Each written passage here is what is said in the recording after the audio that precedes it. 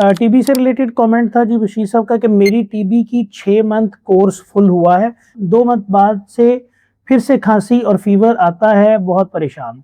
अच्छा, पहली बात तो ये है कि अगर आपने टीबी थी और आपने उसका इलाज करवा लिया था, वो क्योर डिक्लेयर हो गई, यानी आपके बलगम के टेस्ट हुए हैं और उसके अंदर टीबी नेगेटिव है, तो मे भी आपको कोई और इन्फेक्शन हुई हो। लेकिन अगर बुखार टीबी के कोर्स के दौरान भी चलता जा रहा है और ये लंबा बुखार है और बार बार रह रहा है और वजन कम हो रहा है, तो ड्रग रेजिस्टेंट टीबी जरूर सोचनी चाहिए। कल्चर एंड सेंसिटिविटी, ये 2 टेस्ट होते हैं जो बताते हैं कि कहीं आपको ड्रग रेजिस्टेंट टीबी तो नहीं। अगर वो ड्रग रेजिस्टेंट टीबी है तो इसमें दवाइयां भी मुख्तलिफ होती हैं और कोर्स जो है उसका वो भी मुख्तलिफ होता है, तो उस हिसाब से आपका इलाज किया जाएगा।